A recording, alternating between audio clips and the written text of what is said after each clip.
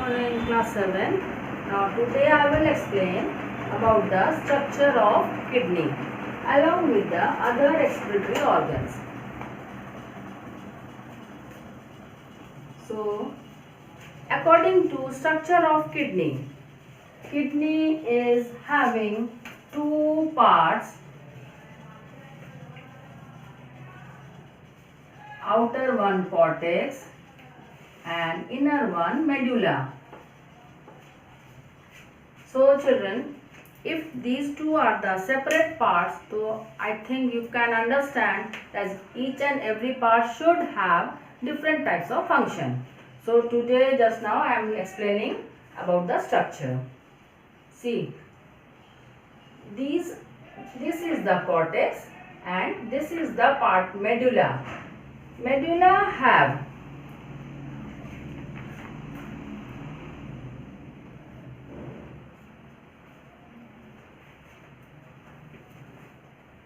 one concavity. Yes, before I explained it, one concavity is there.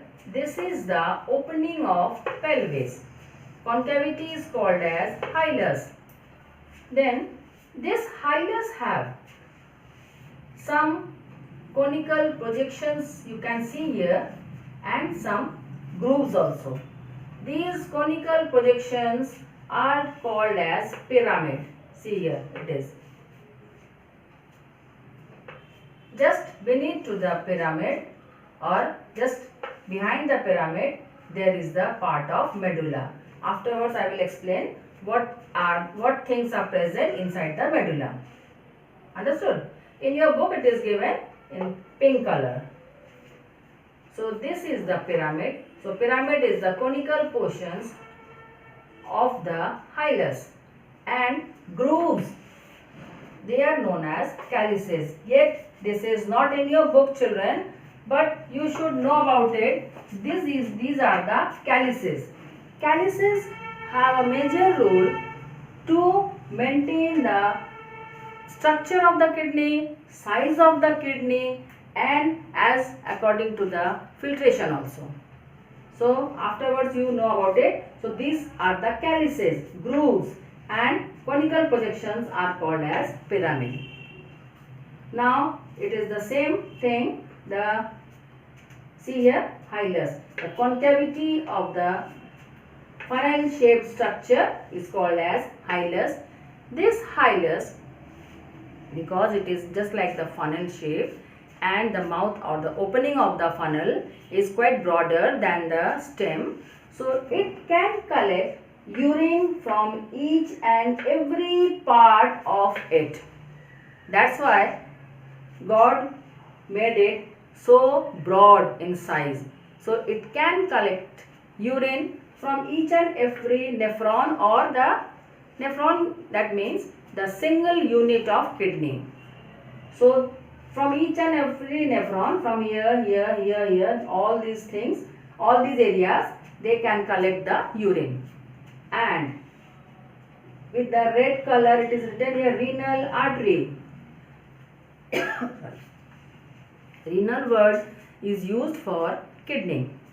So renal artery means artery brings the pure blood for our kidney, or you can say each part of the kidney can get the pure blood through the renal artery. Next to it, here it is drawn by the black color. It is renal vein. Renal vein always collect the impure blood, or you can say impure blood after the metabolic activity. So renal vein will collect the impure blood and carry it to the outside of the kidney. Sorry. Then here this is the hilus, and then concavity starts to reduce. This is the pelvis region. Pelvis region, when the urine is collected highly, and after that through pelvis region it will come to the ureter. See children, everywhere there are some muscles due to the contraction and relaxation of the muscles, the fluid or any object can move from one place to another place.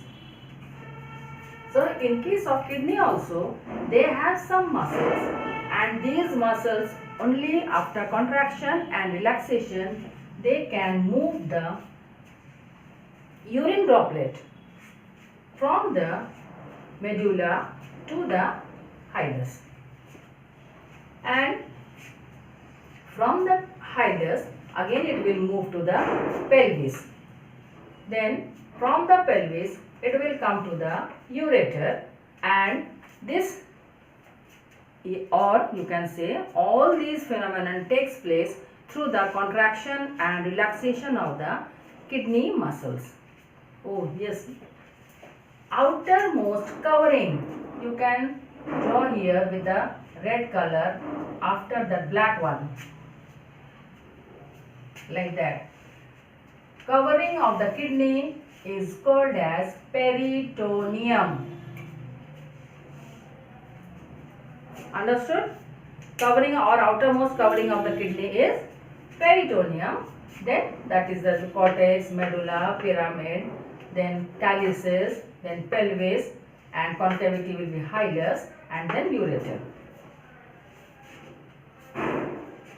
When this ureter carries the urine to the urinary bladder, and urinary bladder also becomes filled with the urine, again there is the function of muscles, contraction and relaxation. So children, one thing you should know it from the very beginning nowadays, that everywhere we have circular opening in our body, maybe in intestine, maybe in urethra, maybe in our mouth, maybe in our anus, there will be the sphincter muscle. Sphincter, S-P-H-I-N-C-T-E-R, sphincter muscles.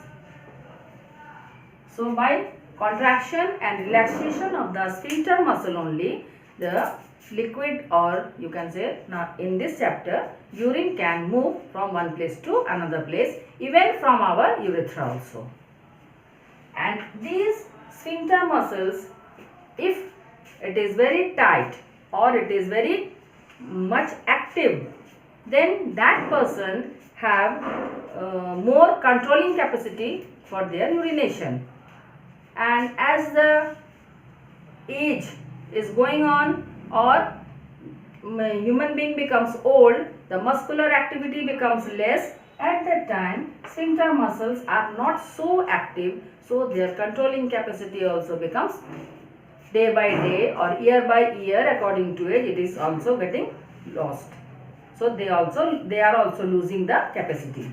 Now these sphincter muscles are present everywhere, wherever we have circular opening, even in our mouth also, lips, in our esophagus, intestine, then windpipe, food pipe, anus, wherever.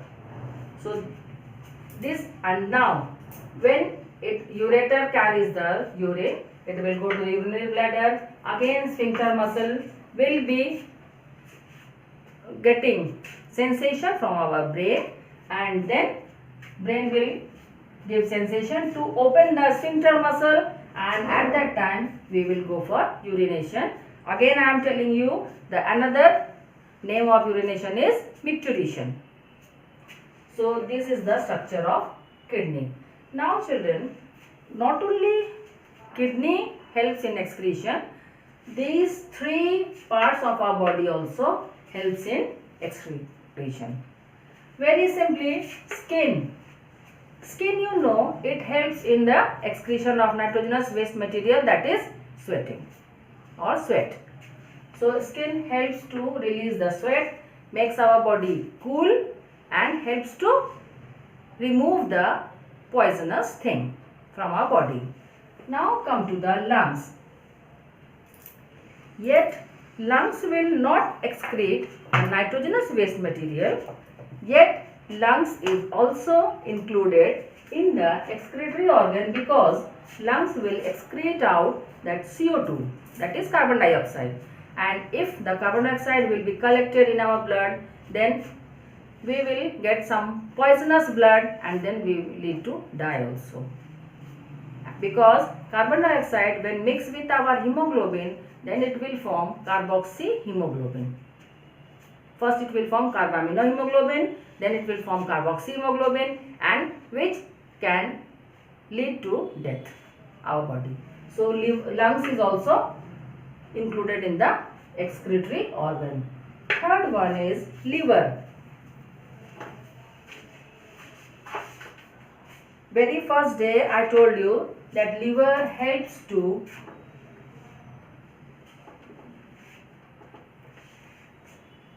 change the hemoglobin or the part of the hemoglobin, that is globulin protein. Heme is for iron, that is Hem, heme plus globulin. So globulin is the protein and heme is the iron. Iron remains in our body after the death of RBCs, that is after 120 days. When RBC get destroyed, iron remains in our body, but globulin protein becomes destroyed and changes into amino acid, and this globulin protein will lead to biliverdin and bilirubin.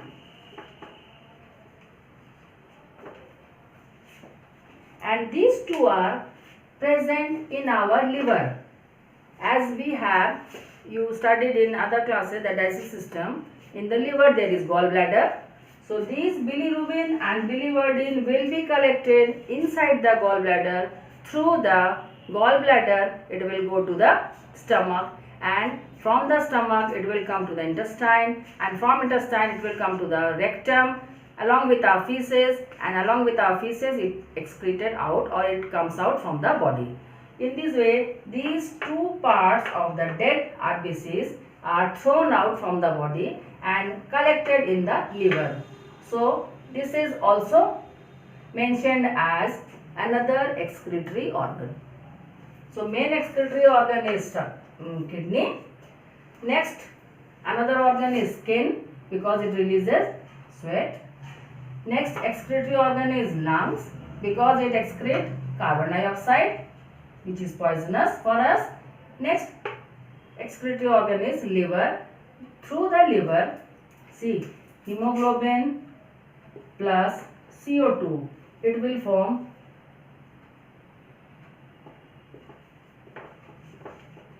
a carboxyhemoglobin. For your class it is enough. So it will be the poisonous and our body get poisoned and we can lead to death.